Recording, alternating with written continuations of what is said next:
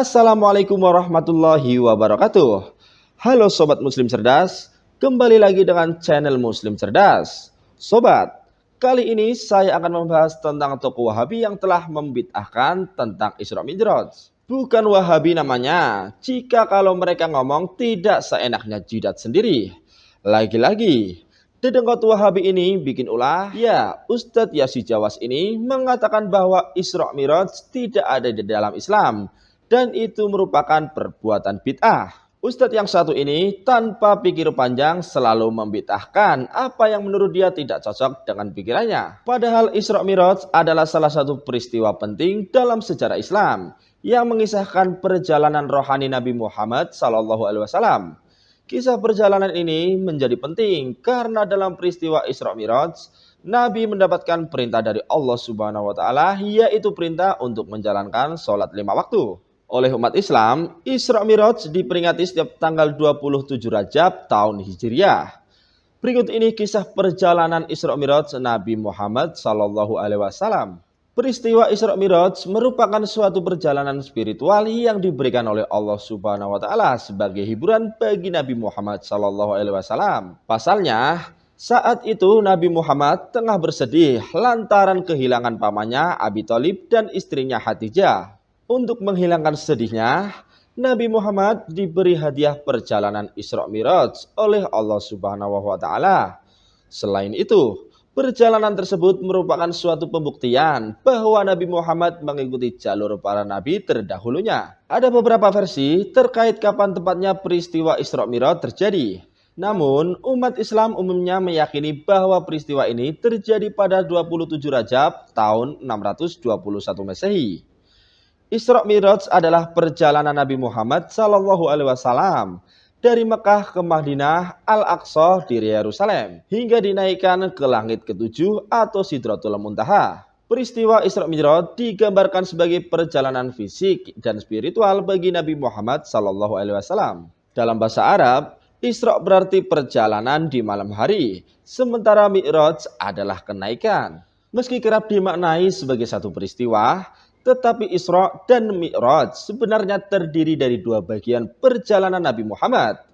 Peristiwa Isra adalah perjalanan Nabi Muhammad SAW dari Ka'bah di Mekah ke Masjid Al-Aqsa di Yerusalem. Dalam perjalanan ini, Nabi mengendarai hewan bernama Buraq yang digambarkan memiliki tubuh seperti kuda putih, mempunyai sayap dan ekor burung merak. Jarak Mekah dan Yerusalem yang pada saat itu normalnya ditempuh dengan perjalanan kuda atau unta selama sekitar 1 bulan, dapat dicapai Nabi Muhammad dalam semalam. Di Masjid Al-Aqsa, Nabi Muhammad SAW diceritakan memimpin para nabi terdahulu untuk melaksanakan ibadah sholat 2 rakaat. Yang satunya adalah peristiwa Mi'raj.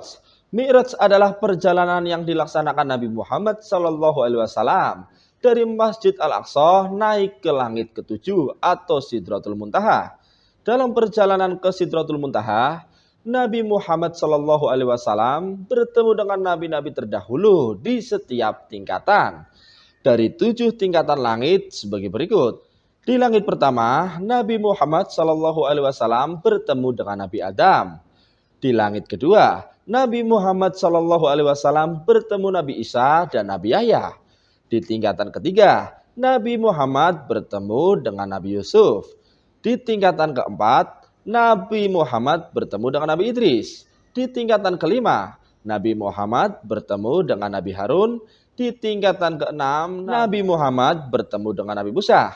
Dan di tingkatan terakhir atau di langit ketujuh, Nabi Muhammad bertemu dengan Nabi Ibrahim. Diriwayatkan pada mulanya, Allah Subhanahu wa taala memerintah umat Islam melaksanakan sholat 50 kali dalam sehari.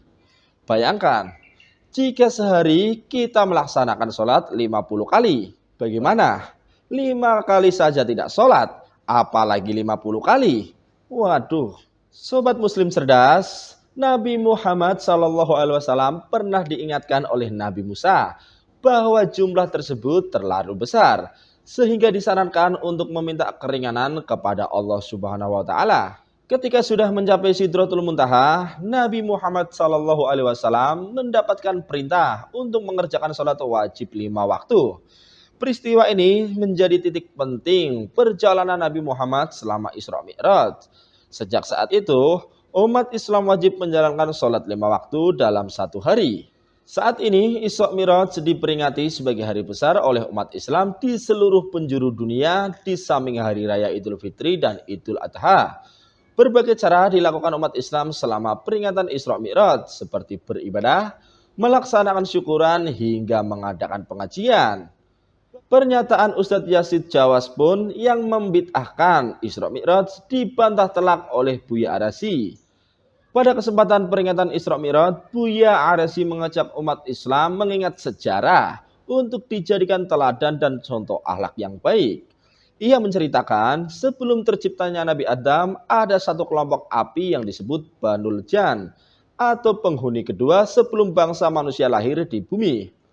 Buya Arasy menjelaskan dalam kitab Al-Bidayah, kelompok ini disebut perusak muka bumi. Kemudian kiamat pertama terjadi dengan turunnya meteor hingga menghabisi bangsa api, kata Ustadz Arasy. Di saat yang sama, Allah Subhanahu wa taala memerintahkan kepada malaikat Jibril alaihissalam untuk mengambil salah satu putra dari Banul Jan. Allah menyeruh Jibril untuk mendidiknya dan mengajaknya Mi'raj ke langitku. Kemudian putra yang bernama Azazil itu menjadi hamba yang ahli zikir. Dijelaskan Buya Arasy, Azazil bukan malaikat, tapi sederajat dengan para malaikat. Azazil berlatih kerohanian selama 18.000 tahun. Namun, dalam perjalanannya, ia diuji oleh Allah Subhanahu wa taala untuk bersujud kepada makhluk yang diciptakannya dari tanah, yaitu Nabi Adam. Azazil yang ahli zikir bertakbir dan bertasmid, protes kepada Allah, apakah aku pantas bersujud kepada makhluk yang engkau ciptakan dari tanah, sedangkan aku tercipta dari api? Dari situ Azazil mulai rasis, kemudian mempermasalahkan suku. Saya suku api, saya lebih mulia dari suku tanah, papar Buya Arasy. Dari kisah tersebut, Buya Arasy mengingatkan kepada semua masyarakat agar berhati-hati dalam beragama. Terkadang orang yang sudah saleh, ahli kitab dan ahli zikir, seperti kisah Azazil yang berganti namanya menjadi iblis. Karena kesombongannya, singkat cerita, iblis diusir dan dijauhkan dari surga karena kesombongan dan mengingkari perintah Allah. Imbuhnya,